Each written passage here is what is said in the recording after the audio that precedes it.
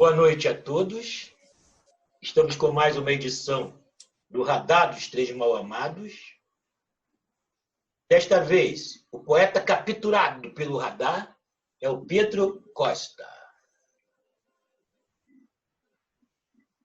Pedro Costa é natural de Brasília, nascido em 30 de junho de 1981, graduado em Direito pela União Pioneira de Integração Social, uma das faculdades mais antigas de Brasília, a UPS, né? Onde ele foi não só aluno, como também ele fez parte do corpo docente durante 7 anos. Tem uma pós-graduação lato sensu em globalização, justiça e segurança humana. É analista processual do Ministério Público da União, é imortal, membro da Academia Cruzeirense de Letra, o qual ele é presidente e tem o patrono Mário de Andrade. Tem várias publicações lançadas em revistas e em revistas jurídicas. Administra o blog Reflexões em Reticências, Fragmentos de Pensamento. Pedro Costa tem 3 livros. 4 livros, exato. Eu não estou com o nome do livro aqui, porque depois o Pedro fala o nome do livro. Eu copiei e não botei aqui, desculpe. Né? Tranquilo. Mas eu vou começar, então, lendo um poema do Pedro, chamado A Matemática da Presença. Para frisar esse poema, Pedro, eu me permiti repetir o início dele em todos os versos, ok? Espero que você... É isso que eu achei. Ficou. A matemática da presença. Multiplico as estrelas do céu por suaves devaneios. Multiplico a ternura feminina pela busca de aconchego. Multiplico as cores das borboletas por poéticos anseios. Multiplico o perfume das flores por afáveis galanteios. Somo o voo da águia serrana e a vastidão do universo. Somo a curiosidade estudantil e os gênios inquietos. Somo o molejo próprio do samba e a coragem do afeto. Somo a alegria juvenil e a miséria que circula o sexo. Somo o chirleio do curió e a epifania avivada nos versos. Somo o brilhante lampejo das ideias e o som de um bolero. Somo a magia do trenó e o clarão que traz a cura ao cego. Somo a reflexão profunda e o anseio do diálogo aberto. Subtraio depressões dissimuladas por emotions e like. Subtraio a aguda dependência por gurus e celebridade. Subtraio respeitáveis reputações em detrimento da probidade. Subtraio a conversão a ritos sem a ascensão da espiritualidade. Divido a sabedoria rósea cultivada no solo da experiência pelos mistérios dos ventos em fruto de transferência.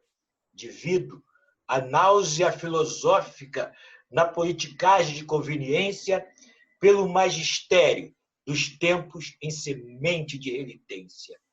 Enquanto, como resultado, a ditosa leveza de uma vivência feliz e plena no aspiral da quietude, liberdade e outras proezas. Aventuras longas, memoráveis, mágicas, passageiras, divinas, instrutivas, densa. A matemática da presença. Pedro Costa, muito obrigado por aceitar o convite. Esperando que tenhamos hoje um ótimo bate-papo. E vamos começar com a Nara Fontes. Muito obrigado. Olá, boa noite, pessoal. Boa noite, Pietro. Bem-vindo. É uma honra estar aqui. Obrigada pelo convite, Jorge e demais mal-amados, né? Josafá e Fernando Freire. A dor do poeta. De comiseração o poeta prescinde, posto que na dor se arvora vencedor. Brioso não se enverga ante a morte, galho portentoso de força sublime. De holofotes o poeta não precisa. Eis que no fuso horário da sorte, a tinta da caneta é restabelecida e irrompe a epifania como norte. Descortinam-se as luzes da ribalta, dos versos e rimas. O coração salta, a beleza refletida no palco da alma. Sob olhares e semblantes de ojeriza, sua insolência seduz e escandaliza, nas feridas expostas em perspectiva. O soneto A Dor do Poeta, de Pietro Costa, do livro Juras de Poesia Eterna, lançado em 2020. Pietro, você usa a rima e a métrica em muitos de seus poemas, né? E eu gostaria de saber se esse seu namoro com as formas fixas da poesia é compromisso sério. E você tem planos para aprofundar essa relação, Pietro? Obrigado, Nara, pela pergunta. Primeiramente, eu quero felicitar, né, a iniciativa dos Três Mal-Amados, né, que eu acho que é uma proposta que ela é diferente, por isso que acho mais interessante, né? Porque muitas vezes a gente vê, não é por questões diversas, às vezes por vaidade, né, o texto, o poema fica em segundo lugar e o poeta fica evidenciado. De outro lado, muitas vezes é o contrário, né? E eu vejo que aqui você não tem essa separação de forma e conteúdo, não. Você porque o texto, né, o poema e outras manifestações de linguagem é uma fatia de vida, né? E você trazer em cena o poeta para falar também, acaba você aprendendo melhor o que está no texto, né? Porque o texto ele é um início de um diálogo, né? Mas o diálogo não se finda ali. Então é dessa forma que eu percebo os Três Mal-Amados e acho fantástica a proposta, né? Que a gente possa cada vez mais aprofundar esse diálogo, né? Entre o autor, né? A autora, a obra e o seu leitor, e o mundo também, né? Que tudo isso está mesclado, envolvido, é concomitante, né? Na minha singela compreensão, né? Então, Nara, feito esse pequeno introito aí, né, pessoal, releva um pouquinho que eu sou do direito, às vezes é difícil desapegar de algumas liturgias, né?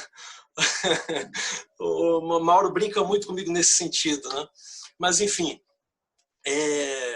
gostei muito da sua pergunta, né? Olha só, boas-vindas aí ao José Castro Rodrigues e sua esposa, né, o poeta português, né, sua esposa carioca Célia Lacerda, do Sarau Oxigênio, muito obrigado pela presença. Luiz Gomes, né, também Nilva, muito obrigado a todos que estão aí, Luciano, Ismar. Então,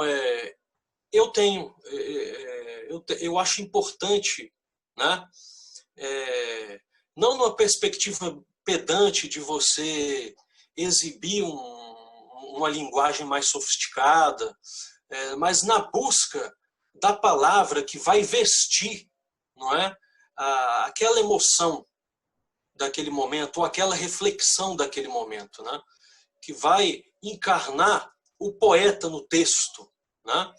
Então, nesse sentido, eu acredito muito nessa perspectiva de buscar a palavra, né? Mas não nessa atitude de diletantismo pedante, mas no sentido de uma busca de compreensão de si mesmo e do mundo, né? Que eu acho que o escritor, né, o ser humano, ele tem o desejo de se expressar inerente e também de compreender, né? E as palavras podem servir muito bem a esse propósito, dependendo de como você as combina. A sua mensagem, ela pode ser mais tocante, ela pode ser mais profunda, ela pode ser mais inteligível, talvez, ou mesmo, enfim, eu acho que é o objetivo de comunicar, não é? E muito mais de comunicar, o objetivo sensorial mesmo, de tocar, de emocionar, e as palavras, né? A gente sabe que o ser humano é constituído linguisticamente, né? E a gente, como poetas, né? Eu acho interessante, em certa medida, a busca do apuro, né? Do cuidado com as palavras que a gente vai combinando, vai mesclando como substâncias, né? Como um processo de alquimia mesmo, né? Criativa, né? Nesse grande laboratório que é a vida e que a linguagem não consegue e nem tem como se afastar, né? Então é como eu penso, não sei se me posicionei ou coloquei minhas impressões a contento, mas adorei a pergunta, né? E eu assim acho que eu vou ser então assim mais direta numa coisa assim. Você escreve sonetos e eu já sei que você está buscando o haikai também.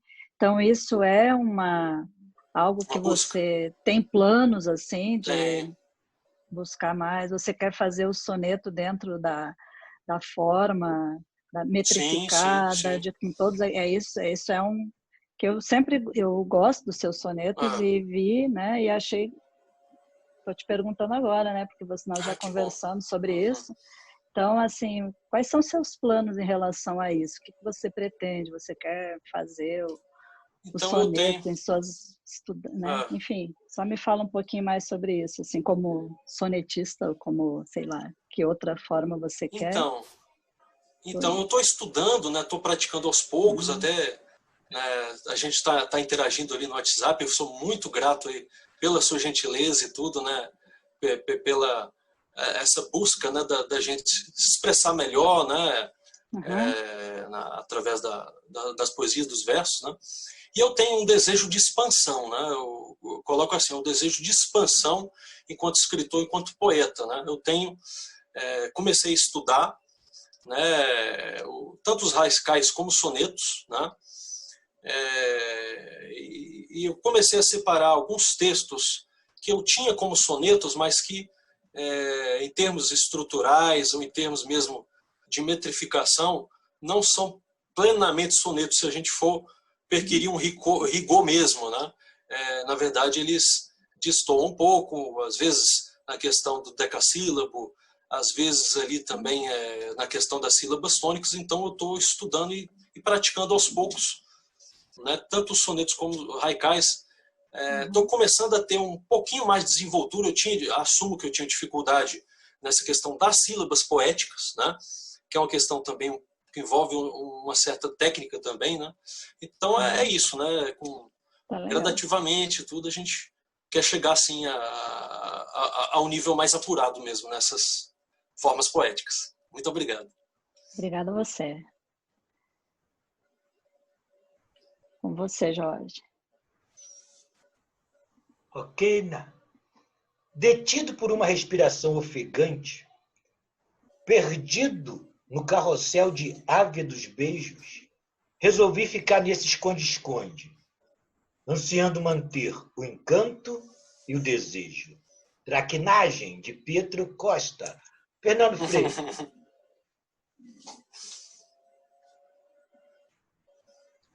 Boa noite. Boa noite, Pietro. Bem-vindo. Muito boa Bem-vindo noite. a todos que estão conosco hoje aqui na live. Vida degradável, vidas degradáveis. Sem humor e sarcasmo, semblantes desagradáveis, sem leveza e sem traço, de vida degradáveis. Geração de humanos chatos, não prezam a arte de sorrir, fazem balões de plástico, só sabem fugir e decair. Brindam em copos vazios, trocam corpos siliconados. Não sabem escalar abismos. Reduzidos a objetos decorativos, preferem o casual ao sacrifício. Afetos com prazo já vencido. Pietro Costa.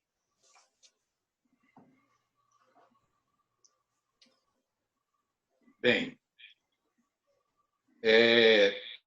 Pietro, a leitura de poesia é uma atividade que é um tipo de leitura que exige reflexão, né? Nós sabemos que não se lê o verso de um poema como se lê o texto de uma postagem de uma rede social. Nós vivemos hoje tempos em que impera a fugacidade, em que impera a volatização, onde, mais que nunca, aquela máxima, tudo que é sólido se desmancha no ar, ela está presente no cotidiano. Nós sabemos que a questão econômica ela influencia diretamente tanto a cultura quanto a sociedade. Nós estamos numa fase de desenvolvimento do capitalismo, onde as relações econômicas, as transações econômicas hoje são feitas num piscar de olhos. O cara dá um comando lá em Hong Kong e ele transfere bilhões de dólares para Nova York. Então, hoje, nós vivemos uma era em que o tempo, mais que nunca, é valiosíssimo. Sabendo disso, nós podemos até dizer que hoje a vida ela não imita a arte, a vida imita o mercado, ou seja, a vida imita o mercado financeiro, né? Porque nós vivemos tempos líquidos, nós vivemos tempos onde tudo se liquefaz, onde tudo se desmancha. Nós vivemos tempos onde as relações interpessoais são passageiras, são líquidas. Nós vivemos tempos onde o passageiro ele é entronizado, ele é louvado e o duradouro ele é execrado. Num mundo como esse, como o mundo em que nós vivemos atualmente, o que fazer para permanecer poeta? Ou seja, o que fazer para que o mundo ao redor não contamine a alma do poeta? Excelente provocação, agradeço, né? Bom, eu acredito muito na literatura, né? Nesse poder que ela tem de ampliar os nossos horizontes, né? Como uma proposta mesmo de ler o mundo, né? De ler o mundo por dentro, né? Pela própria literatura, eu acho que a gente pode resgatar algumas coisas, né? Por exemplo, nessa situação atual, né? Eu acho que que ela é muito propícia no sentido da gente reexistir, né? Porque, como você bem aludiu, a gente vive num mundo em que somos consumidos pelo imediatismo, pela materialização das relações, né? A simplicidade fica muitas vezes em segundo plano, o ócio é demonizado, como se fosse algo ruim, como se fosse vagabundagem, né? E o ócio não é vagabundagem, o ócio é colé, aprendizagem, né? Eu lembro agora Tolstói, que dizia que a vida, né, ela só existe quando iluminada pela consciência, né? E a literatura é uma forma da gente ampliar a nossa consciência, a não ser uma consciência empobrecida pelo ter, pelo material, né? Mas a gente voltar também a debater a sociedade, a colocar o dedo na ferida, né? Falar, escrever, porque escrever é estender o diálogo, não é? Falar sobre machismo, falar sobre, né, o problema das minorias, as barbaridades e injustiças sociais, né? Falar sobre o belo também, sobre o macrocosmo, né? Então, nesse sentido, eu acho que a literatura e as artes têm muito a contribuir para a gente conseguir sair da caixinha que o sistema, que incessantemente, a partir da grande mídia, a partir de várias ferramentas que ele opera, quer nos cercear mentalmente, quer aprisionar os nossos corpos também. Então, é nesse sentido que eu me coloco, né? Que eu vejo a quarentena, né? Trazendo para esse contexto atual que a gente vivencia, de uma forma bem espiritualizada, holística mesmo, nesse sentido de uma oportunidade da gente resistir, de colocar a nossa atenção também, né, nas grandezas do ínfimo, né, como dizia Manuel de Barros, né, na vida mesmo, quando tem muita coisa para a gente aproveitar, porque conhecimento também é intersubjetividade, né, é relação, né? E o capitalismo, o materialismo,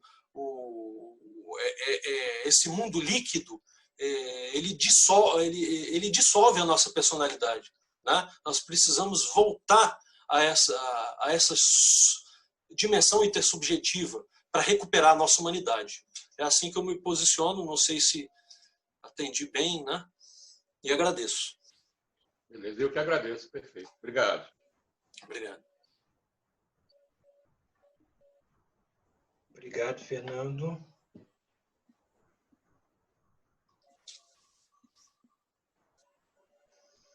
Onomatopeias urbanas chucras e insanas poluem e profanam o silêncio que respiro. Prosopopeia e tentação, morte à paisana, foi fechado o sinal. Trânsito interrompido. Josafá.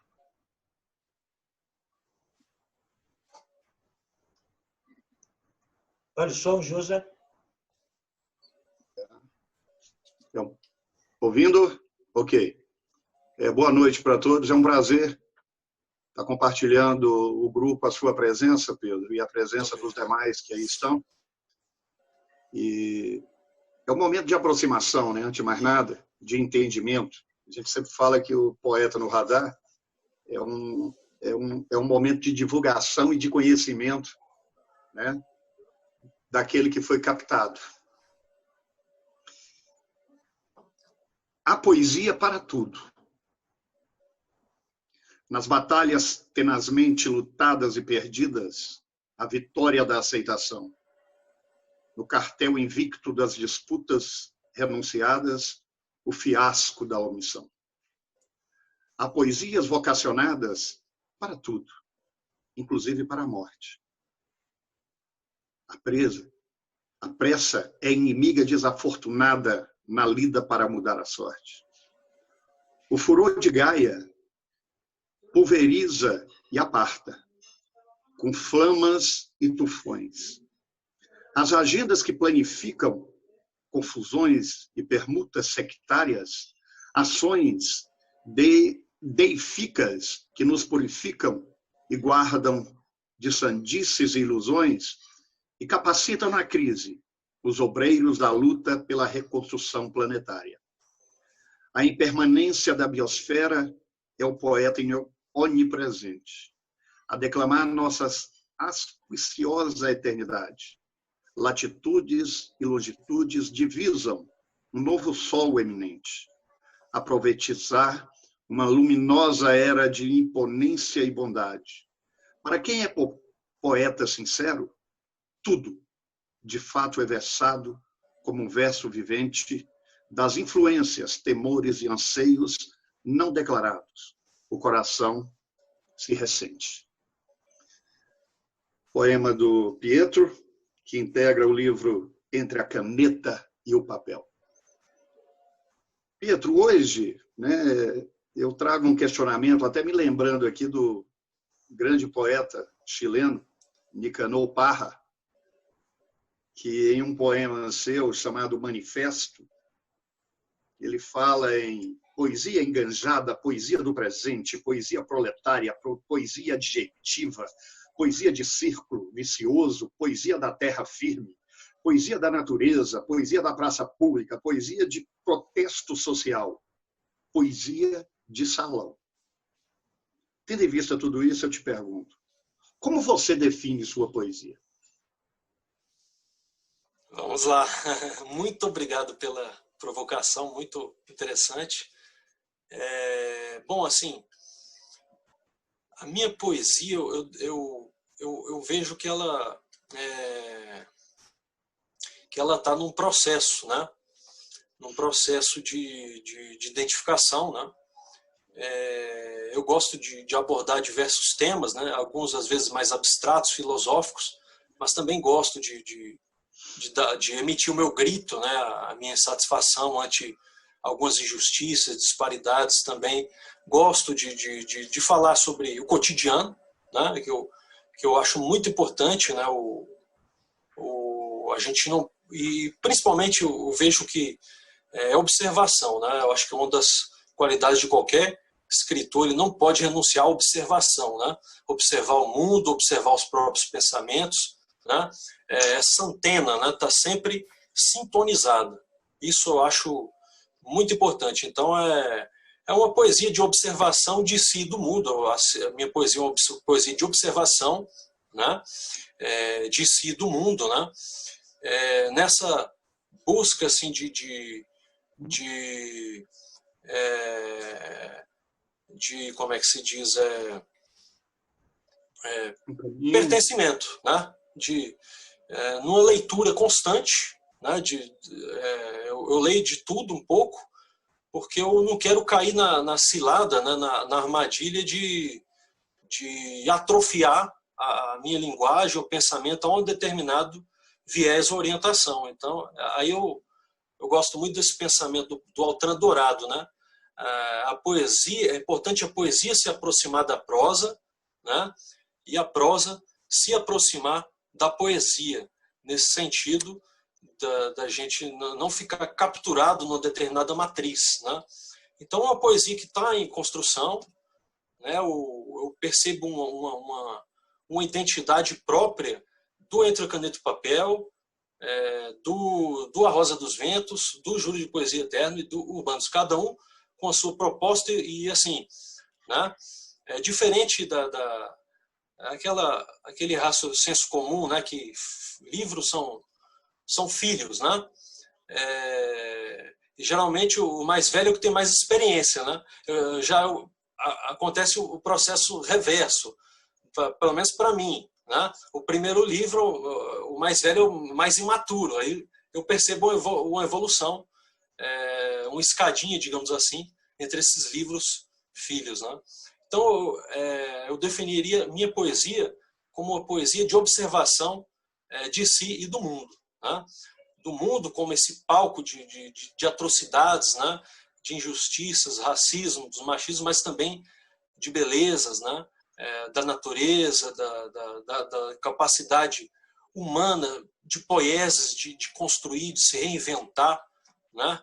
A gente vê exemplos bonitos aí de pessoas com as mais diversas limitações, né? Hoje, no Faces da Poesia, eu recitei um poeta que se fez, né? Ele é analfabeto, ele não teve instrução, né? Mas se fez, perseguiu ali, né? Então, é assim que eu rotularia, né? Minha poética seria uma poética de observação de si e do mundo, né? Que está em andança permanente, né? Visitando, né, os salões da memória, visitando, né, o mundo, esse grande palco, né, que todos estamos inseridos e atuamos, né? Seria isso. E você admite que tem, de certa forma, dentro dessa definição sua, um cunho muito forte no que nós chamamos a questão filosófica? Eu gosto muito de filosofia. Eu não sou formado, né, em filosofia, mas sou apaixonado por filosofia, leio muito, né? Eu conheci a filosofia a partir do direito. Quando eu percebi que o direito, no formato positivista, legalista, ele não dá conta da sua destinação principal, que é, né, a dignidade humana, as relações, a promoção da justiça. Aí eu fui recorrer a outras searas, né, outros rituais de verdade, né, usando a expressão do Foucault, né, como a filosofia, principalmente, para tentar responder essas angústias, né, que eu tinha e ainda tenho. Então, eu vejo, sim, um componente filosófico em muitos poemas que me aventuro a escrever. Beleza. Obrigado, Pietro. Gratidão, Jorge, gratidão. a bola é sua.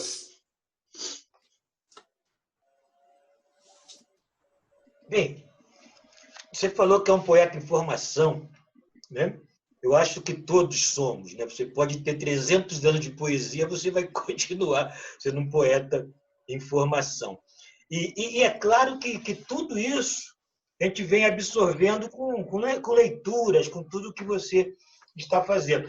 E eu identifico na sua poesia que você dialoga muito não só com a filosofia, né, clássica, né, e também com a contemporânea. Existe essa assimetria da sua linguagem. No mesmo verso, você pode ver uma citação bem clássica e depois uma provocação bem contemporânea. Então, são duas coisas que me intrigam, né? Primeiro, como é que você consegue dialogar com o clássico e o contemporâneo, né? Que às vezes você pega vamos dizer assim, uma palavra muito usada na filosofia clássica, joga ela dentro de uma poesia que tem um contexto contemporâneo, isso pode vir a dificultar para muitos a leitura e o entendimento do que você quer dizer dessa contemporaneidade. É claro que tem um dicionário do lado, mas às vezes o ritmo mesmo da própria palavra pode mudar até a linguagem do verso. Então, a minha pergunta é: como é que você convive com o clássico e o cotidiano dentro da filosofia, dentro da linguagem? E uma curiosidade, como a poesia surgiu para você? Maravilha, maravilha. Bom, obrigado pelo excelente, perspicaz questionamento, né? Na verdade, essa miscelânea, essa composição meio inusitada, né, que às vezes a gente, na estética ali do poema, você vê termos ou autores, né, da filosofia clássica ou jargões mesmo modernos, provocações. Isso é um princípio filosófico mesmo, é intencional, né? Que eu acredito, assim, eu gosto, não como... E aí não volta a esse ponto, não para exibir conhecimento de maneira alguma, né? É uma forma de induzir, na verdade, é uma forma de induzir o conhecimento, né? Tem gente que fala assim, quando tem que usar um dicionário, já perde o sentido, já perde o propósito, né? Eu respeitosamente divirjo, né? O dicionário, ele é um esforço de pesquisa, né? Uma condensação de saberes, um repositório de cultura, né? E não vejo nada demais. Eu condeno, não vejo que minha poesia seja aquela erudição no sentido de ser impenetrável, né? Mas no sentido de ser um convite à viagem do conhecimento. Aí eu acho interessante. Quando a erudição ela é impenetrável, aquela coisa mesmo para dificultar o acesso, eu já não gosto. Mas aquele apuro com as palavras mesmo, como culto à elegância da nossa língua, tão rica, tão diversificada, né? E como forma também de o leitor se aventurar, que eu acho que a leitura também tem a ver com isso, com aventura, com curiosidade, né? E quando a gente coloca essas referências, é uma forma, é um bilhete que a gente está entregando para a pessoa para fazer essa viagem, assim, essa grande incursão. Eu percebo assim, né? Então, eu vejo como uma forma também, a boa erudição, ela democratiza o conhecimento, que às vezes ali a pessoa nunca ouviu falar, a partir de uma palavra, ela descobre uma miríade de autores, de escolas, né, de horizontes de sentido.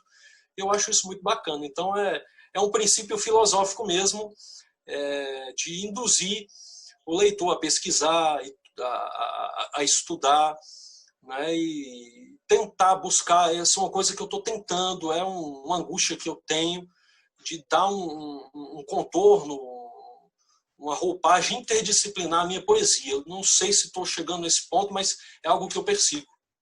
É isso.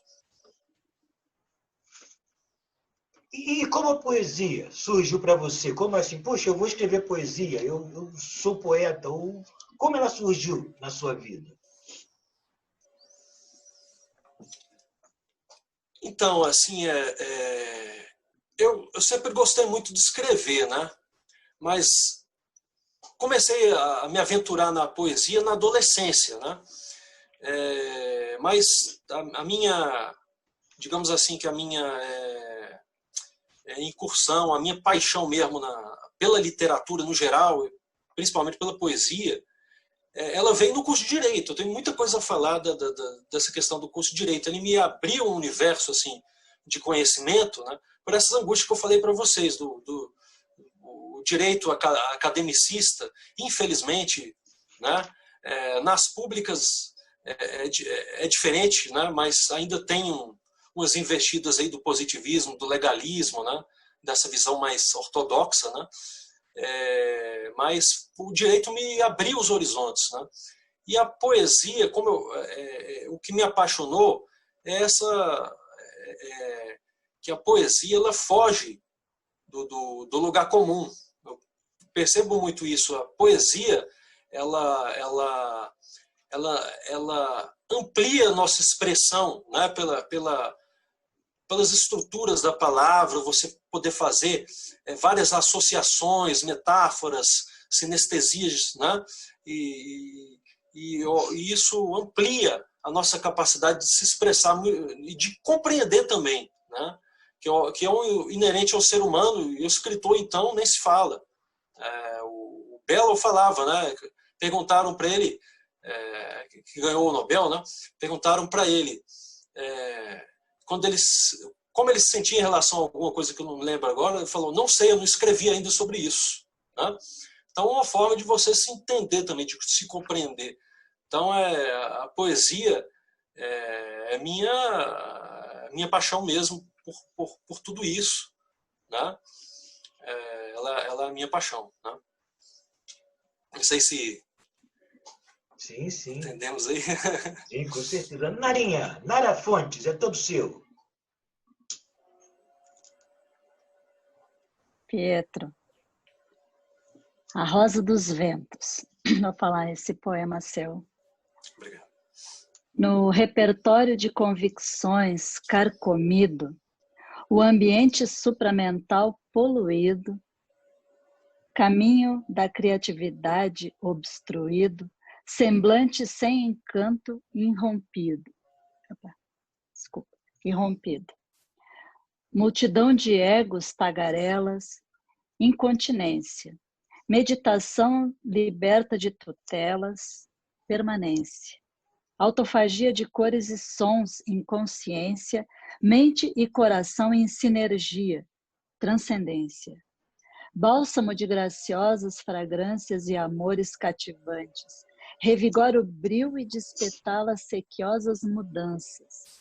É a rosa a exalar flamante sentido e rumos libertantes. Diálogos e alaridos aos quatro ventos uivantes, orvalhos vestindo jardins de cores verdejantes, nas coordenadas do amor, lirismos triunfantes. Poema Rosa dos Ventos, do livro de mesmo nome, lançado em 2019, de Pietro Costa.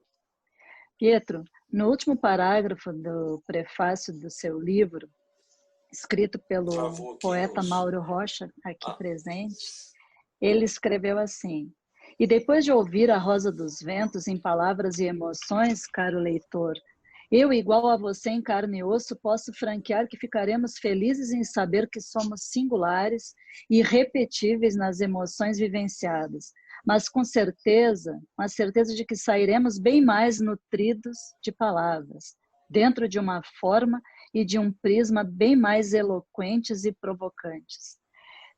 Você falou da importância do direito na sua vida. Sim. E E a gente está vendo aqui que a palavra é um instrumento importante para você, né, Pietro? E eu percebo assim uma defesa da poesia no que você escreveu, não só nesse poema, mas em outros poemas. Então eu queria te perguntar, Pietro, o advogado Pietro vive no poeta Pietro, certo? E eu queria saber como é que o poeta Pietro, né, convive e delimita espaço na sua obra para o advogado Pietro. E eu queria mais um pouco, assim, eu acho que entrando nesse teu universo, que você falou que tem muito a dizer sobre isso, eu queria te perguntar assim, é mais fácil defender uma causa jurídica ou a poesia? Essa poesia tão combalida, né? Os argumentos são semelhantes? Nossa, excelente pergunta para o Tico e o Teco realmente se exercitarem uma ginástica bem intensa mesmo. Resposta boa aí, né? Nossa, adorei. Bom, o Pietro, na verdade, advogado não, porque eu nunca cheguei a advogar, né? Mas, enfim, isso é pouco relevante. Pietro jurista, digamos assim, né? Porque eu não gosto do termo operador do direito, né? Soa aos meus ouvidos de uma forma muito... uma forma de amesquinhar a profissão jurídica, como se fosse um autômato que aplica leis, né? Um repetidor de códigos, né? Um exegeta, né? Eu já não gosto. Jurista, que pensa o fenômeno jurídico, aplica as leis, mas sem descurar do elemento humano, né? Da conflitividade, né? Das demandas sociais, né? Nessa teleologia, nessa busca do interesse social, do interesse público, telos, fim, né? Então, assim, o Pietro jurista conversa com o Pietro poeta e o Pietro poeta conversa com o Pietro jurista. Eu acho que é possível, sim, conciliar. Esse diálogo flui, né? Por vezes, né, nesse diálogo, o Pietro poeta fala mais alto, né, grita. Por vezes, nesse diálogo, o Pietro jurista aborrece o poeta com os seus toques, as suas manias ali formais, né? Então, tem um tensionamento, mas no todo há uma harmonia por questão da filosofia que amarra não, a filosofia que harmoniza, né? Que pacifica, no bom sentido da palavra, essa relação. É a filosofia no sentido que o Pietro jurista não se basta e o Pietro poeta não pode esquecer das suas origens, né? Que graças ao direito exerce uma influência salutar também na sua descoberta enquanto poeta, né? Então dessa forma que eu dimensiono, né, a questão, tá? E a outra pergunta que foi mais capciosa e mais inteligente ainda, qual foi, que eu não estou me recordando. Qual foi, Nara? Deixa eu abrir aqui. Então, acho que você já respondeu tudo, Pietro, mas eu te perguntei se era mais fácil defender a poesia ou uma causa, né? Eu acho que você respondeu. Muito obrigado. Eu acho que está tudo muito bem colocado dentro de você. Legal. Obrigado. Obrigado, Pedro. Bem, vamos dar uma pausa, somente aqui entre a gente, não vamos desligar nada, para irmos para a segunda parte. Na segunda parte, as pessoas participantes podem também fazer provocações. E já temos 2 pessoas inscritas. Então, nós 3 mal-amados vamos dar prioridade a essas pessoas inscritas, certo? Depois a gente continua batendo papo. Qualquer um pode se inscrever. Pode falar, ou me dá um toque aqui, ou levanta a mãozinha que tem aí no Reações, né? Reactions, né? Ok? E podemos agora também fazer pergunta ao nosso convidado, Pedro.